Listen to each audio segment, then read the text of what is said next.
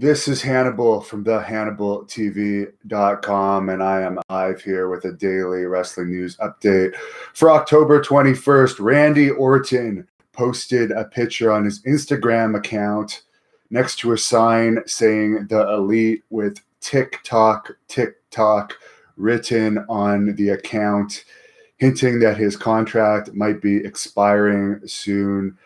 Meltzer says he's either in his late 30s, early 40s now, still in good condition. So his next contract, if his contract is going to expire, could be a very important contract for him. So he's probably going to play both sides. Both AEW and WWE could use him in a good way. And I guess in the coming months, it's going to be more important for AEW to sign new people as their product and their current stars start to get stale. And also, WWE would not want to lose a star like Randy Orton to AEW. Joe Shipley said, I'm thinking Orton was trolling all the dirt sites and channels. Well, if his contract is expiring, it's good to play both sides. He could get a good money deal with both sides. Also, Fightful is reporting that New Japan Pro Wrestling have announced they are opening a new wing of their federation called New Japan Pro Wrestling of America. They want to be a fully established subsidiary of New Japan Pro Wrestling. They're going to run all over the U.S. other than in the Northeast. It's unknown what the status of their partnership is with Ring of Honor right now, but it doesn't look like they have plans on doing any more joint shows anymore. New Japan is drawing a lot more than Ring of Honor right now on their own shows in the U.S. Ring of Honor's attendance has been falling. We've heard in September their Las Vegas shows, big stacks of tickets were being given away. Their recent show in New Orleans only drew 600 people. Whereas New Japan is drawing at least 1,000 to all their shows in the U.S. right now, unless the building they run holds less than that. They did 13 events in the U.S. this year. They said they're planning to do at least double next year, and they are going to remain on Access TV. Jim Halloran says, what are my thoughts on Randy Orton as a performer overall? I have no issues with him. I think he's one of the best wrestlers out there today. SmackDown last Friday dropped 16% from the previous week and 1.5 million viewers from their very first week. So that's not good at all for SmackDown's viewership. Apparently, the Fox executives wanted them to average a 1.0 in the 18 to 49 demographic, but they are already down to a 0.75 in the 18 to 49 demographic for their Nielsen ratings. So we don't see that going up at all. So they're probably not going to be off of Fox anytime soon on the main channel, but it's definitely not a good sign that they're already well below the average rating that Fox wanted them to have. As far as AEW goes, the Jericho segment of AEW Dynamite last week actually lost viewers for his match versus Darby Allin.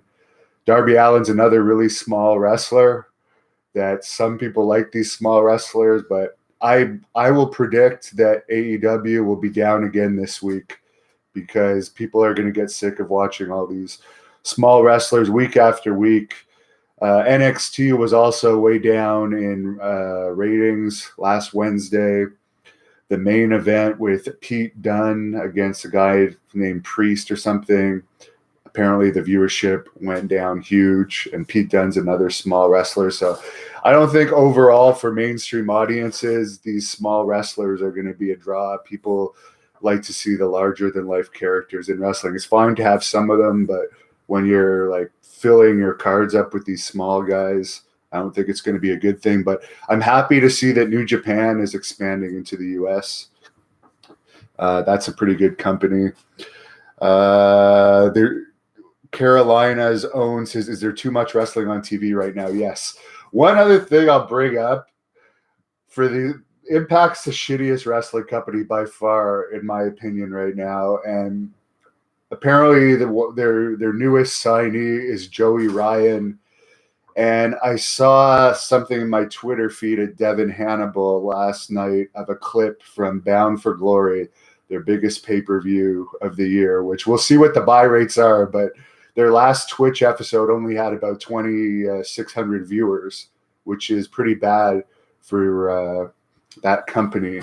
But they had a thing where there's like 5 guys grabbing each other's dicks on Bound for Glory, and it's just like, my problem with that is, fine, some people like that, but as a performer, can you say no to that? If Scott D'Amore and Don Callis write that into the script, we're going to do a spot where 5 wrestlers are going to grab each other's genitals, and you say no to that as a performer, you're then going to get heat. I don't know any other job out there other than if you're in pornography where you're expected to have your dick grabbed.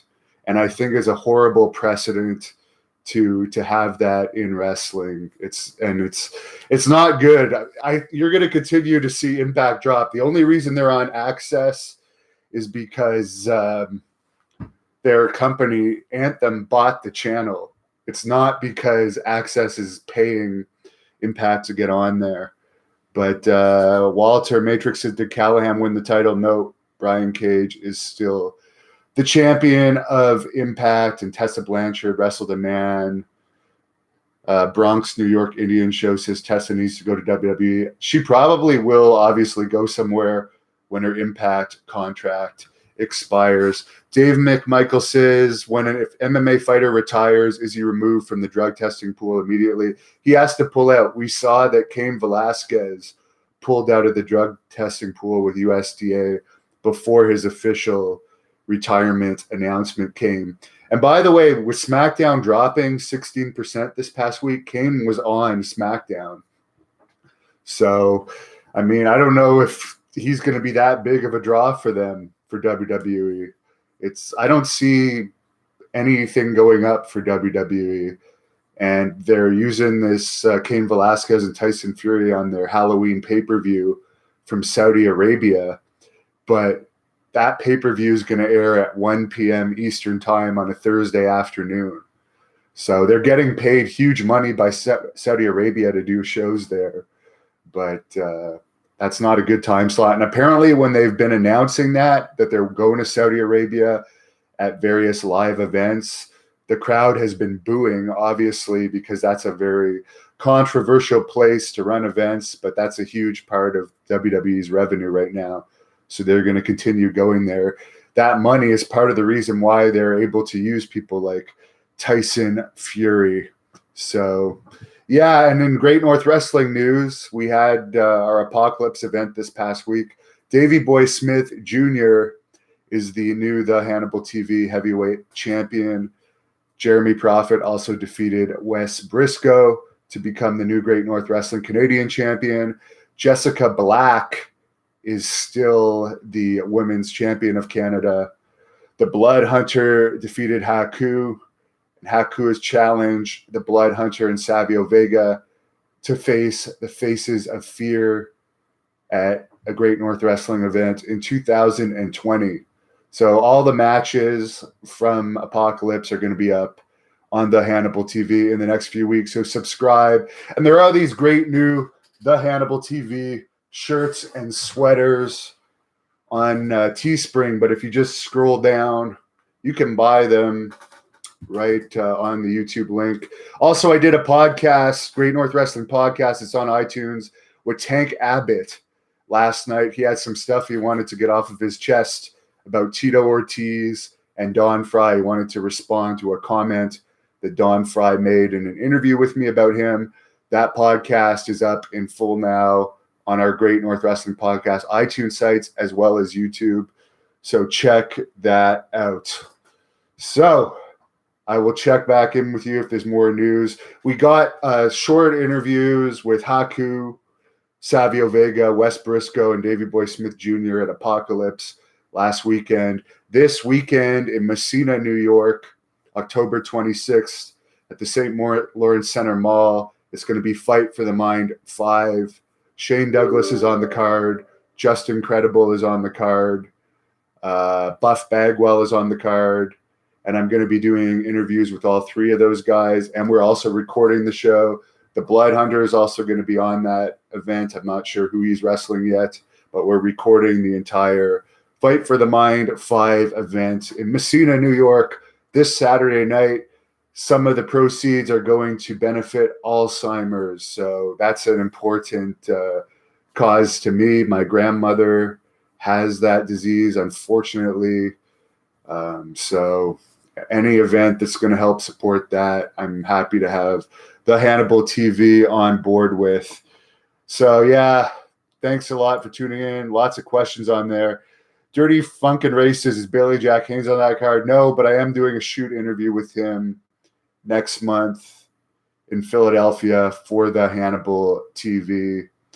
I don't think he's medically cleared to wrestle yet, but if he gets medical clearance, who knows? He might wrestle on a card that the Hannibal TV records. You never know. So subscribe to the Hannibal TV if you're not subscribed now, so you don't miss any of those interviews. And Malaface says Tito Ortiz would be dimes in AEW. Well, Tank Abbott thinks Tito Ortiz is going to get into wrestling. He also believes this MMA fight between Ortiz and Del Rio is going to be a work. So I think we will see Ortiz in wrestling sooner or later. He's already been in TNA. So he told me, look up my shoot interview with Tito Ortiz that I did with him last December. He said that he would want to be in wrestling, but he wanted to be in WWE. But he did that interview before AEW existed.